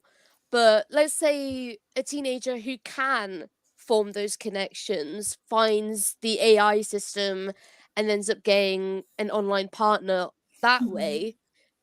But They're they- then going to be it's hindered in just- person to find an actual. I don't think it's a connection. hindrance though, because you got to think as well. What if that person doesn't want to interact with people? They may want to have a AI girlfriend or boyfriend. It may be the way that their life. I feel like when we're talking, it's very much like the end goal is kind of like you have a family, you have babies, kind of thing. That's mainly what, not mainly, but like that's what relationships are kind of. Most there's some end results is like baby, relationships, marriage, da, da, da. But if you don't want to go there, you don't care about that stuff, you could go a completely different way, like the guy with the car, with the guys with the AI, the women with the AI or whatever, the dolls. You know, if you need love in some certain way, why can't you get it from a car, a bottle? I saw a woman got married to a dog or something.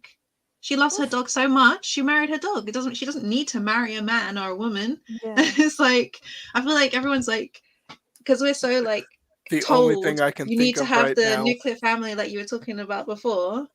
Everyone Yeah. thinks anything else from that is weird. Yeah. Anything else? catchphrase. It's Look it's how not- much money I saved by switching to AI. Yeah, exactly. That was my first thought. But even on like a normal like popular culture way, it's like even when people have like sugar dads, a lot of the time they don't want sugar. They literally just want a person that they can text over the phone. And you may never call them like on their face. You may literally text it. So that's not really any different from an AI. It's just you've got a man sitting on the end of the phone, and this situation you've just got a automated algorithm, and it probably still works the same as someone who may be alone just texting you. I agree with this guy. Or I- just to love be your honest, heart it and might- have a good imagination. I yeah. just worry that it will end up hindering some people. Like, I agree that for some people it's going to help them. It's going to give them the support that they need. But I also think for other people it will affect them mentally and stunt their social growth to an extent. But then I think you can also play that into anything, because you could say the same with social media. Oh, It's like having definitely. like your Twitter friends or being on Stan culture on Twitter. It's just like, for all you know, they could be a robot on the end of that, but it's Yeah. just such a perfectly worked algorithm you don't know, and you think you formed a bond. So I think it's just the word AI just makes it seem odd, so to speak. Then Yeah. you Oh, end no, up in I the agree. wormhole of whether we're trapped in the Matrix or not. We could be here all night. Yeah, I was gonna say. I think Got a as comment well, from you gotta think Apollo of here it. again. Yeah. I think intrinsically we as humans are social beings. That's why it is seen as odd. I don't think people who love objects choose to do this because they hate people. I think there are more psychological issues there. I don't But think hating people is so fun. I don't think that's I always going to be agree. the case, to be honest. I Go agree ahead. with that they don't have to hate people to Mm. love an object, but Mm. think about it like, what's your favorite? I don't know. Your favorite something. I don't know. Your favorite Movie. cup. Fluffy! You have a favorite teddy. You know, someone Definitely. just. Yeah, some people think psychologically you've gone too far with something, but sometimes I just think people are just putting psychological issues on people that don't really have it. If you love Yeah. something so much, you just, you decide one day, I want to be in a relationship with my teddy. Go ahead. Same way, like they used to say, same-sex relationships, were not not good, not the norm. Right. You were psychologically messed up or whatever. You're the devil, blah, blah, blah, blah, blah. It's the same exact thing. I know it's obviously human object. I feel like it's the same thing. It's just love at the end of the day. And Yeah. sometimes as well, people have big imaginations. They can make those objects love them back. Why ruin their happiness? Yeah, absolutely. Especially when it comes to thinking about AI. I mean, it's getting so advanced, and at the end of the day, AI is teaching a machine to act and respond like humans. Mhm. So the Mhm. difference is not always going to be that great. And the more Oh, advanced right. it gets, It's they're shrinking talking about, constantly. yeah, they're saying in 10, Seriously. 15 years' time, AI will be seen as, what was it? What's the word they used? Sentient beings, where they'll be able to have emotions, real emotions. And they're saying in like 20 years' time, they'll be intelligent enough to have more emotions than we do. They have a larger range of emotions that they can express than we do, because they'll be that much more intelligent than us. Because think of the rate that they learn at compared to how quick we can learn. So AI is, I reckon we're all going to be in relationships with AI at the end. Jokes like on that us, humans. Andre's actually an android. God, surprise. All right, I do have the definitions here because I know you guys wanted to Okay, see them. thanks. So I'll bring that up real quick. So we've got 3 definitions here from Google. So the first one is the Google. action or power of evoking interest in or liking for someone or something. They have been specific about something as well. But then, yeah, I guess we've kind of spoke about that and using attraction. Gotta love that very it broad instantly sense. then goes to seduction as a similarity. Then we've got It's hard, man. quality or feature that evokes interest, liking, or desire. These are quite broad. And then the final one, a place which draws visitors by providing something of interest or pleasure.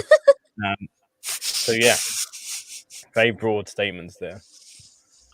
Wait, Anything in hold that? on, hold on. I'm Anything. curious. Has anybody tried marrying a castle?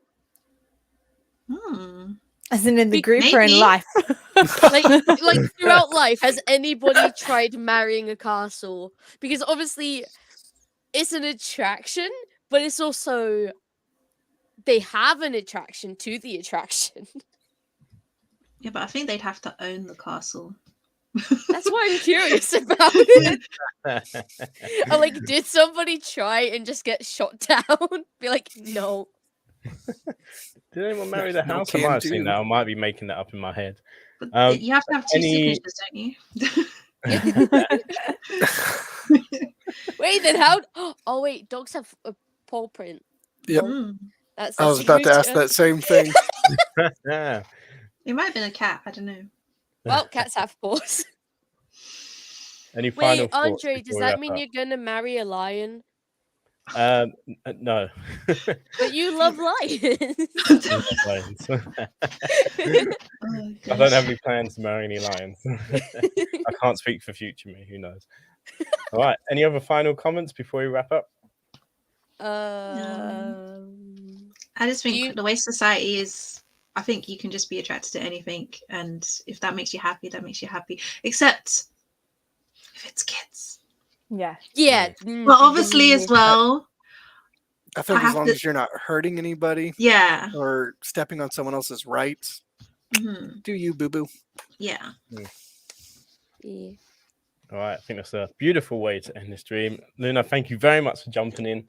Very courageous of you and gave some great input there. Thank you very much. Danny joining us all the way from the US, which is awesome. He came all the way to London just to be part of this Oh yeah. virtually. Thank Help! you very I'm stuck much, in your Lara, as pocket. well. Oh no. Thank you very much, Lara, as well, and to Sky. And anyone want to shout out their Instagrams, Twitters, Twitches, whatever? This is You your can chance. find me on Twitch at Panda of Trash. Awesome. You can I'ma find just say Sky, potato. find Sky with her at there, Sky Christina on Instagram, Instagram. YouTube, Twitch. That's me. Right there. At Sky Christina for people who are listening. Oh yeah, if you go to my Twitch, there's also a link you can click on that'll take you to the KitCast page where I co-host. Ooh. Awesome. Yeah. And now Andre has to send us all cookies. I'll be They're in waiting. the post already. They'll be coming at some point. They better be Yeah. fresh. Thank you all Just very much. out the for oven. It's been really interesting, and we'll do some edits of this and redistribute afterwards. But yeah, thank you all viewers for engaging in the conversation as well. You guys make this conversation what it is, so it's been a pleasure. And for now, goodbye. Bye. Bye now. Thank you.